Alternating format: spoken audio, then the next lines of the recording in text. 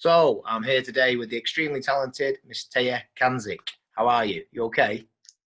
I'm very well, thank you. And well done for pronouncing my name right. Nailed it. Absolutely. Top marks. Thank you. Thank you very much. So Tayah, you are a martial artist, pretty much lifelong martial artist.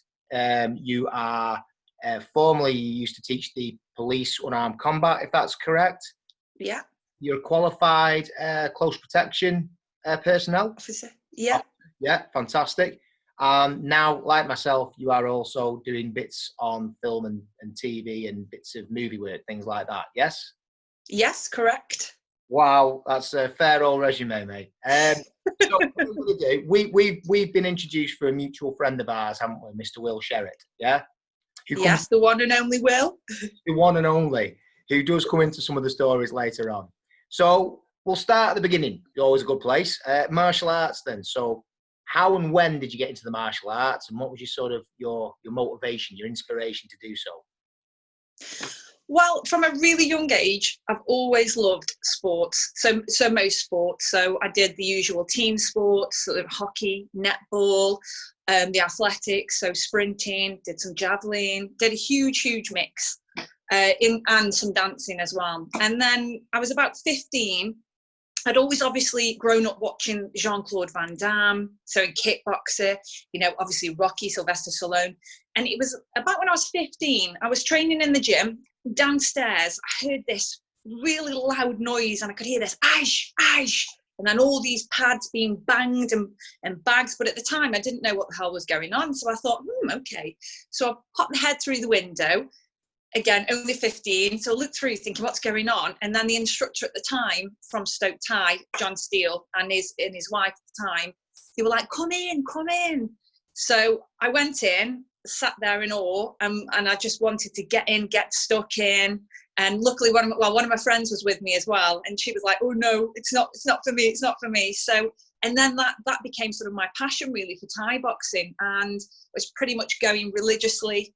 And then from then, I led into other things, so doing like the boxing and things like that. And obviously you develop on your skill set. So it was from there really. So again, yeah, always had an interest in sport, but with the Thai boxing, that was the main thing for me really. That was like, I'm home. You literally just fell into it. You literally just stumbled across it. It was like, yeah, a bit of me, and that was it, yeah? Oh, yes, fantastic. Pretty much, yeah. And when was that? How long ago was that you got into your Thai? You've been doing it a while. So, this is telling my age now. So I'll be 37 this year. Yes. So I was 15, so quite a while ago now. Fair play, yeah. No problem. Right, well, that's great. So that's how you you came into the martial arts itself. And then you've then gone on to have a career teaching the police in unarmed combat and becoming a close protection officer. So tell me a little bit about that, about how that route developed and whatnot. Yeah. So because my main fortes growing up were art and sport, so I always knew I was going to do something with that really. And obviously there's wide spectrum with both of those. So I started off as a personal trainer. And then from there, I met somebody in the local gym where I was working, and they were saying that they were after a female to apply to Staffordshire Police to be an OPST trainer, which stands for Operational Personal Safety Trainer. So they'd already got 2 male police officers, and they got 2 male civilians, and they obviously needed a female as well to complete the team. So I went through the rigmarole, obviously going through the auditions, did the fitness tests, went through numerous interviews, went through all the checks, as obviously you can imagine, went to the headquarters, police headquarters, and then literally got the job from then. And yeah, that was pretty much it really.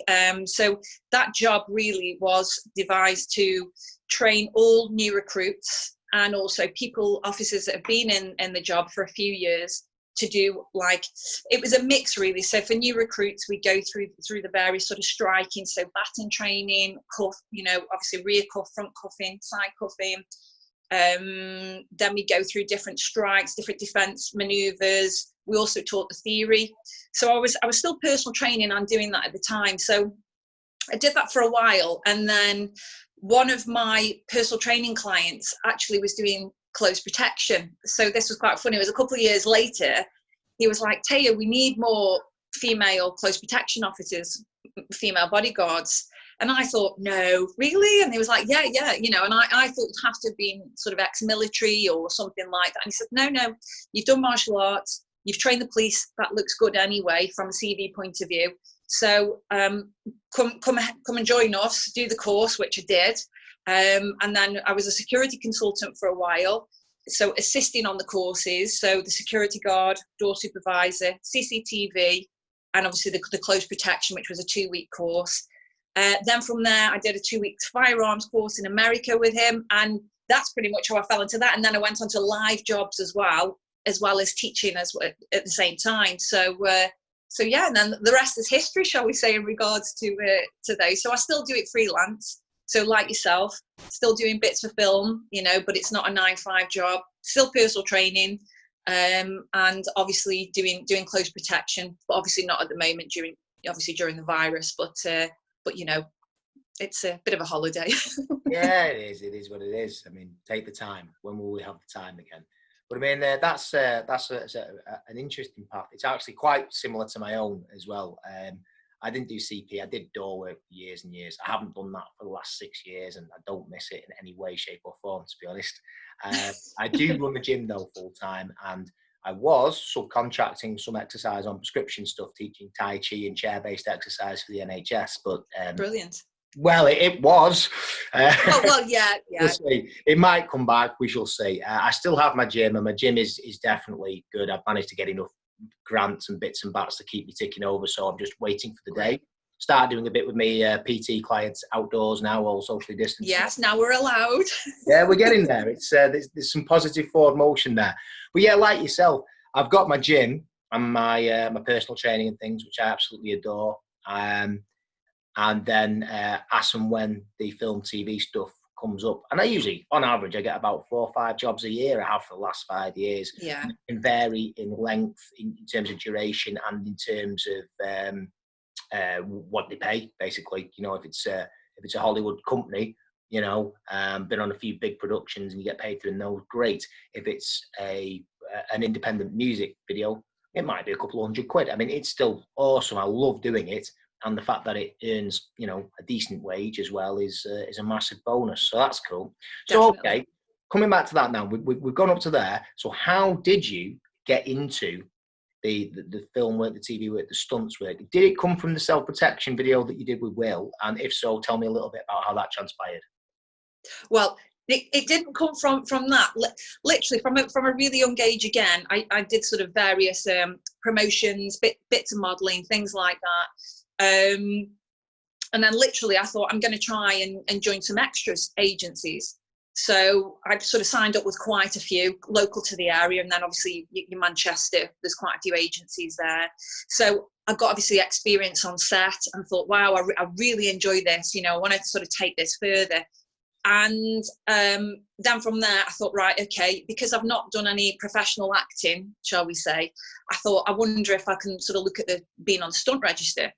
So I was looking at the disciplines required to go onto the stunt register, and I thought, do I sort of want to stay behind the camera, so to speak, or do I want to move in front, develop and learn a new skill as an actress, but be going along more of the lines of like an action actress, really. So, but performing my own stunt fighting. So, because there's a big thing, isn't there? I mean, I'm not on the stunt register. I never say I'm on the stunt register, but I have been very lucky because I've got over 20 years experience, such like yourself, with martial arts. Exactly. And so I stick to that, you know, anything if they want me climbing up a ladder, which I have done, or any other sort of, you know, cycling or swimming or running, the normal athletics, which I can do anyway, then that's not a problem at all. But, you know, stick to what you know, really. So with the fighting, that's what I got with that. But I mean, sorry to interrupt, I'm not on the stunt register either. I am, put myself forward as an action actor, same as you do. I've had a very small amount of training as an actor. I'm competent. I've had a few featured parts and things like that. Everyone's always been happy. But it's always going to be the martial arts, the fighting and the falls. But I mean, even if I was qualified in X, Y, and Z and I could tick those boxes, the things that people would use me for would be fighting and falls, because I can do that. You know, that's my thing. But I mean, again, there's a lot of I really respect all the lads and ladies on the stunt register. Phenomenally hard work, Definitely. phenomenally talented. But at the end of the day, there are a lot of exceptionally talented performers that aren't on that register as well. Yeah. And they should be, because at the end of the day, it is about, if you're telling a story, it is about a certain look, and it is about ability, and it is about the best man for the job. And the guys on the stunt register, they're like special forces performers, aren't they? They're that qualified amongst such a massive range of discipline, and highly qualified as well. Yeah. But you're always going to be a little bit behind somebody that has just been dedicated to that particular discipline for 2 or 3 days. Yeah. You know what I mean? And definitely. So there's always a place, and there is enough room for everybody. And we don't touch on negativity or politics or anything on here, but that's my personal take on it. And definitely, completely agree. And just don't get in my way when I'm trying to earn money for my kids, because otherwise, it's like you think I look nasty on screen. You want to see me in real life, right? Exactly.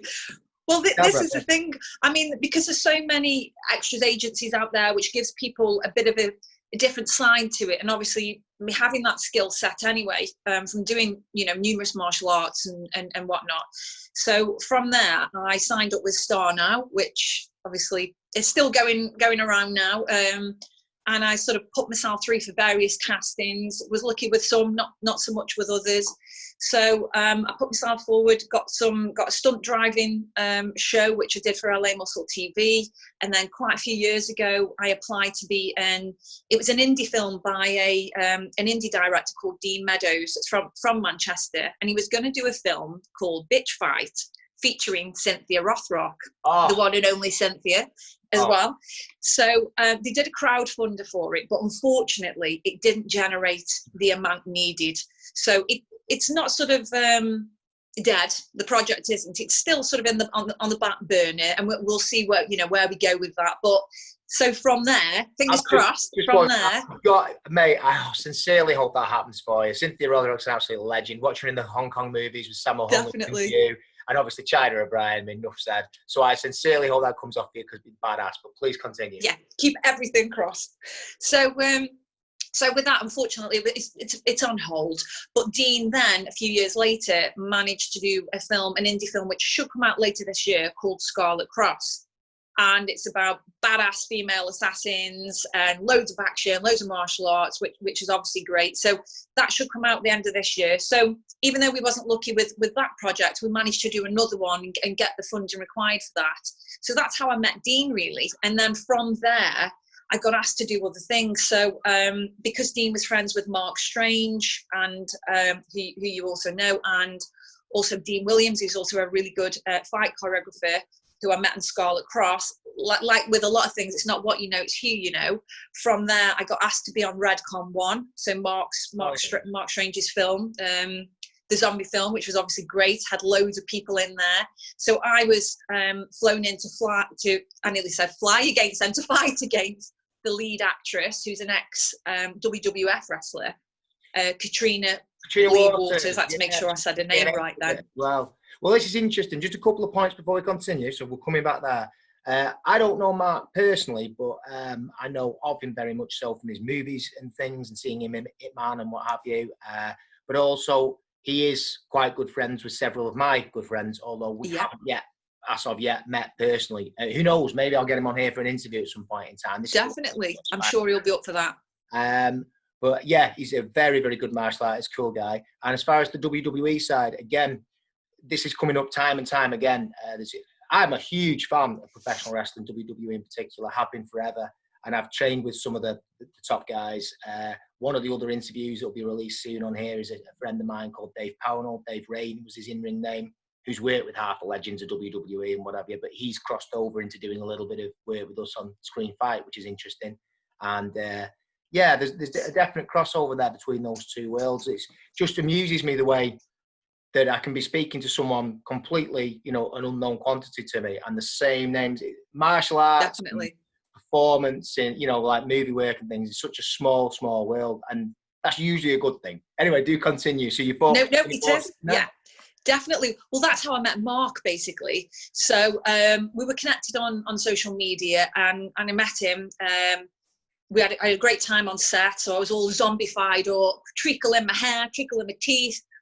warts everywhere, contact lenses. So I did a really good fight scene on the film, so which you can see, even though I'm a stunt fighter in it, you can sort of see me for a few seconds. So that was really good experience.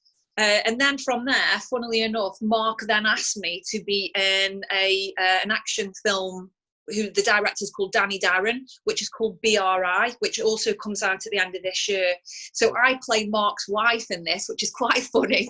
So I play his wife, and it's a little bit like Universal Soldier. They've got this serum which creates undefeatable soldiers, and plenty of action in there. We've got tanks in there, again, really good. And also you get to see me acting in that as well. So this is sort of moving me to the forefront.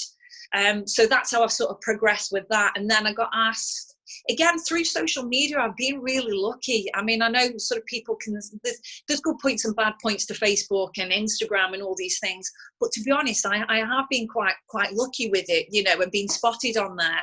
So from there, I got asked to be in a Bollywood film called Cobra, and that was to play the lead body double. So it's my body, but the actress's face. Where was so that? That was really good. Over in India, or? No, that was here. That was here in the UK, but they did some of it over in India. So they did sort of both locations. That was really good. I had to do quite a few fight scenes on top of a really high building. And we had really bad weather as well, but we managed to do it. So that was really interesting as well. And so obviously we were introduced through Will Sherritt, Mr. Will Guitar, awesome musician and professional boxing photographer, and that's how I met him originally, and then we just hit it off. But you ended up doing a self-protection video for the States, and it had quite a big market over there, didn't it? How did this come out? I have to know how this story happened. Well, do tell me. I know pretty much everything that happens with me is really random. Sometimes it's the best way though, isn't it? So because I used to train at a professional boxing gym called Impact Boxing, and so I was doing that as well as Thai boxing, but that's how I met Will. So we were talking, and obviously he's a really good photographer as well, and as you say, a really talented musician. And he was after a personal trainer that could also specialise in doing pad work, so your boxing, all of that kind of stuff. So he asked me if I would be his trainer. So I was like, yeah, no problem whatsoever. And obviously Will, as you know, is a really strong guy, you know, strong as an ox. Yeah. So he was on MySpace at the time. So we're going back quite a few years now. And well, this is the thing. Everybody's like, MySpace? I'm like, yeah. So we're in the ring. And because he's so big, you know, and he's really, you know, his shots that come through, he's like a rhino coming at you. And because obviously I, you know, look feminine and I'm holding the pads, he put it on MySpace to show one of his trainers in America. This is my UK trainer, because he had to stay in contact because he did like a boot camp over there. Yeah. So from there, a company called WorldDanceNewYork.com saw the video of me holding the pads for Will, and he was like, wow, that looks really impressive. Can I ask who the female is? And he was like, oh, her name's Tayah.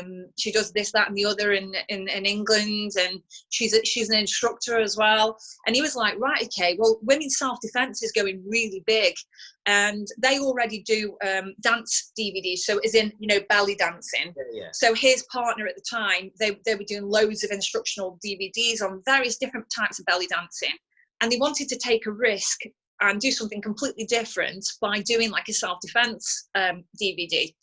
So I remember when Will rang me, and he was like, Tayah, you know that video that we put on of you holding the pads? I said, yeah. He said, well, my coach was really pleased with it. I said, oh, great. Well, I'm really pleased with it, with your progress, you know, you're doing really well with your weight loss and everything. And he said, yeah, there's a company in New York that might get in contact with you if it's okay to pass your details on, and they want you to fly over and do a self-defense DVD. And I was like, what? so I was like, mouth wide open. I was like, no way. And he was like, yes way. So at first I was like, oh my God, is this like too good to be true, you know, to get to present and choreograph and have your own DVD, you know, doing what you love and what you've done and trained so hard for. And I was just like, I was like in a bubble for a few days, you know, and then I spoke to him and then it became real. And I said to him, can I take along a friend? Because I think it looked more realistic, especially doing live demonstrations. And this DVD was geared for self-defense for women, you know, women that have perhaps done no kind of fitness or no kind of martial arts or anything like that. So it was literally sort of beginner to intermediate. Yeah. So he was like, yeah, of course you can bring Will over. So we both had a great trip. We did the DVD in a day. They took us shopping when we got there, which was awesome, in New York, you know. So I was like living the dream.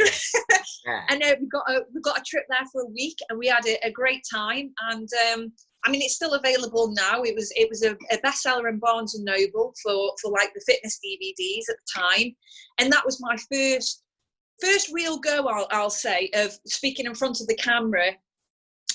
Obviously I wasn't acting, you know, but that was the first thing. So when I look back now, I look really young, and it's like quite strange to see how much you progress over the years, and you know how obviously you're always learning, and obviously you increase your knowledge. And so yeah, that's how the DVD happened. So thanks to Will and MySpace.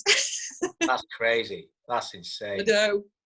So you're Stoke based. And we had a brief conversation because I've got a lot of connections with Stoke that have just sort of developed through my fight, you know, because there's a good fight team around there. And I've interviewed Stephen Hanks for a future release on here, and he's a promoter in Stoke that sort of I fought for on a few occasions. And then you had Ross Poynton, who was in the UFC. I've fought his shows for years and put my students on them now. Now I'm getting a bit long in the tooth, but still coming back for one or two more before I'm used for glue, but you know.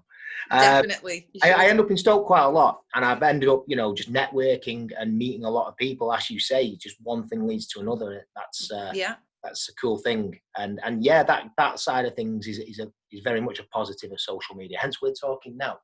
But I did a bit of stunts and a featured part on the new Eddie Hall documentary, which I can talk about because it's on IMDb. God knows when it's coming out now. It was supposed to be this month. That's not happening. But when Eddie met Arnie, so Eddie's looking at making the move over from World's Strongest Man, strength competitor, over into action movies. So it had Eddie. Eddie came down to our gym and worked with myself and my good friend, Mr. Ray Nicholas, who was just absolutely incredible fight choreographer and British stunt legend. And if legend is not too strong a word to use, he's a character. So we had everyone up at my gym doing all the training, and that's on the documentary. And then great on the little piece in Stoke at the Jester pub, like a biker pub, and it was like a homage to Terminator 2. You know the scene, I want your clothes, your boots, your motorcycle. Eddie's taking the place of Arnie. So I'm the guy whom he says that to, the one that puts the cigar out on Arnie's chest in the film. You know, that's my role. So I want your clothes. It's like, well, little bit of artistic license. I'm not a small guy, but if I gave Eddie Hall every piece of clothing on my body, it might cover his right leg, maybe. You know what I mean? But, just about. But yeah, no, we had an amazing time. He was a really cool guy, very down to earth, hard-working, dedicated. He's now got this boxing match coming up with Thor. I think I'm saying that correctly. The Mountain from Game of Thrones. And me and Stefan talked at length about this. I'm fascinated to see it because that, to me, that is spectacle and circus and pantomime done right. You've got two phenomenal world-class athletes there. Yeah. That is the kind of, it's like the kind of conversations you used to have in the playground as a kid. Who'd win out of, you know, I don't know, Rocky or Hogan or whatever, you know. But it's like, it's really going to happen. And that's, I think it's scheduled to happen in Vegas at some point in time. It'll bring a lot of attention to the sport. It's going to be a big money payday. And for me, I will definitely be watching because I love that stuff. You get people with negativity kicking off going, oh, hard-working fighters out there. I'm like, well, they're staying in the lane. They're not putting themselves across as boxers. This is a one-off event. Yeah, exactly. It's fascinating. I'd far rather watch that than two little Muppets off YouTube. I mean, that fills arenas. No, definitely. Okay, whatever you want. Anyway, I'm going slightly off the point, but I mean, that just a little bit of background which links into some of the other interviews. But again, you've got something of an association with Eddie through the gyms. It seems like everybody knows everybody else in Stoke as well. You know, like you had internet before there was internet. You know what I mean? You don't need social media. Just go to Stoke. I know. Just shout. Yeah, Just shout at the bottom of the drive. So, That's it. Yeah. So, like I say, Stoke is, we've got loads of towns, but pretty much everybody knows everybody. You know, it is what it is. yeah, I get that. And especially in the sporting arena, you know, so we've got really good boxing gyms, really good martial arts gyms. And because we're only small in comparison, you know, we're not obviously a big city, we're not like Manchester or Birmingham. So, you know, people obviously know each other from other clubs, like in a lot of places really with the clubs, I should say. But in regards to Eddie is my husband's best friend, basically. So they go way back.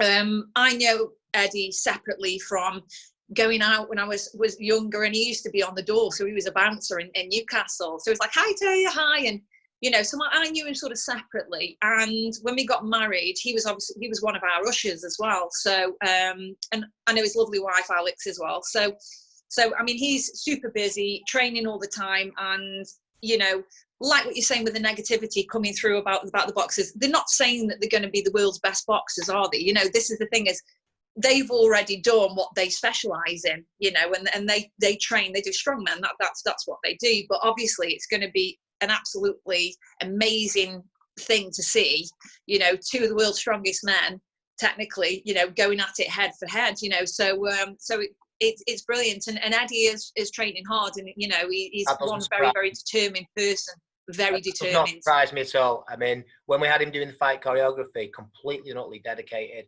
And I've got to say, you know, having worked with him and not knowing how that was going to go at first, because you look at the size of the guy as a unit, and I'm thinking, I don't know what this guy's control is going to be like. I'm thinking this could be a rough day for me, but there you go. But yeah. He has fantastic hand-eye coordination, exceptionally fast for a big guy, phenomenal work ethic.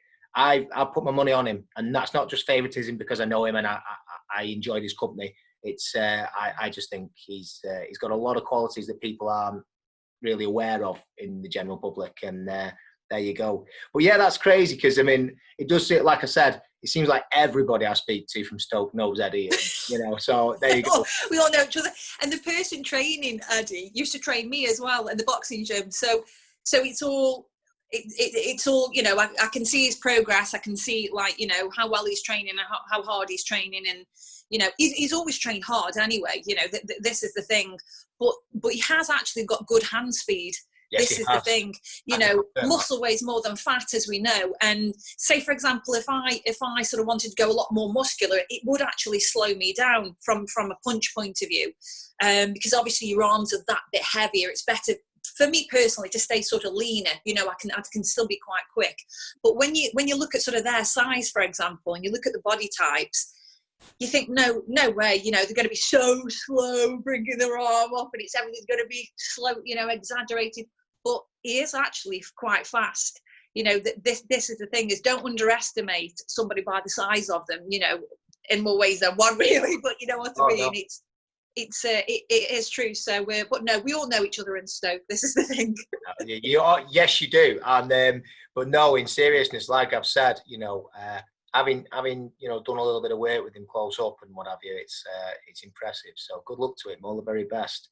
Yeah, sure. Okay, so back to yourself now, and we're talking about sort of lockdown permitting, your current and future projects, because you were just about to fly out. Was it the States? Was it Mexico? Where was it you were heading? It was Mexico. Yeah.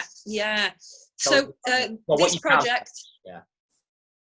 Sorry, what did you say then? Sorry. Tell us what you can without letting, you know, cats out. Oh yeah, definitely. Sorry, I couldn't hear very well then. So yeah, this project, Scorpion Girl, which I can talk about it. I've spoken to the director, and he's like, yeah, you're fine. So I've got the all okay, so that's good. Cool. So this project has been starting up for about 4 years, I would say. Originally, it was going to be a series. They were going to be looking at doing something with Netflix, and then now it's been changed. They're going to do a 3-part film, so a trilogy. The first one's called Scorpion Girl: The Awakening, which is predominantly filmed in Mexico and LA, and then the second one will be LA: The Battlefield, and then the third one will be Scorpion Girl: Redemption, which I'm not sure where that'll be filmed, and then they're going to do a series afterwards. So I was due to be going out to Mexico. I play the nemesis to Scorpion Girl. So obviously, I always get typecast as the bad guy, but that suits me. That suits me fine. Hey, me too, mate. I'm like red. Yeah, it's quite easy. Even though like I'm a really laughy, jokey person, I can just go really mean. You know, this is the thing. So yeah, unfortunately, it's been put on hold. But they're looking to hopefully start filming over the next couple of months. I think I've read that Hollywood can resume the middle of June. Touch wood, should we say? So fingers crossed, you know. But obviously, it's got to be safe for us to do so. That, you know, that's the main thing for all the cast and crew, you know. So fingers crossed, hopefully won't be too long before I'm out there doing it. So it'll be good. Again, definitely, that sounds like an amazing project. Yeah. And anything that's going to take you over to Mexico for a little look around, that's a fascinating place. So that sounds awesome again. So just to finish up, are you also going to be featured in a magazine? You've got an interview or something coming up at all, or? Yes, yeah. Funnily enough, I've been speaking to them today, which is quite good. So there's a new men's magazine online that's come out. I think they've done 2 editions already called GHQ. And it's a really gritty magazine. It's got a bit of everything in there. I mean, it is geared towards men, but you know, it's not to say that women can't buy it as well. You know, it is what it is. I've read some of the articles, and I'm into it. You know, the cars, about action, people, genre. You know, there's something in there for everybody. But the one last thing I was going to ask you, and I ask this to a lot of the people that come on that are in performance and what have you, who are some of your favourite action heroes, some of your favourite sort of movies and on-screen characters, and no holds barred, if you could be cast as anything, you know, any role at all, what would it be, or what would it be similar to? Okay, quite a few now that I'm going to give you. Okay, hey, listen, are you ready? Are you ready? I'm ready. Let's go. So, I'd obviously like to be sort of in a new remake of Kickboxer, but we'll say Thai Boxer. So, you know, we'll keep to that. So yeah, Kickboxer, anything like that. If they did do another Lara Croft, Tomb Raider, that would be up my street. Favorite action film from a female point of view, Atomic Blonde with Charlize Theron. Oh yeah. Don't tell me you haven't seen that. No. Oh, it's an incredible film. Incredible. Yeah, that is absolutely amazing. The fight scenes. Yeah. Definitely. Well, the story in that. It's just the music.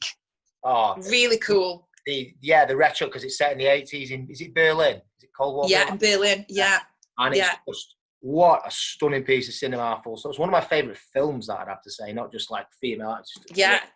But she is badass in that, and she is really good in it. She did actually do a lot of her own fight scenes as well. So, but I love how the again, looking at from a fighting point of view, and obviously from a film fight point of view, looking at how it's changed now, how the styles are changing, you know, through the years.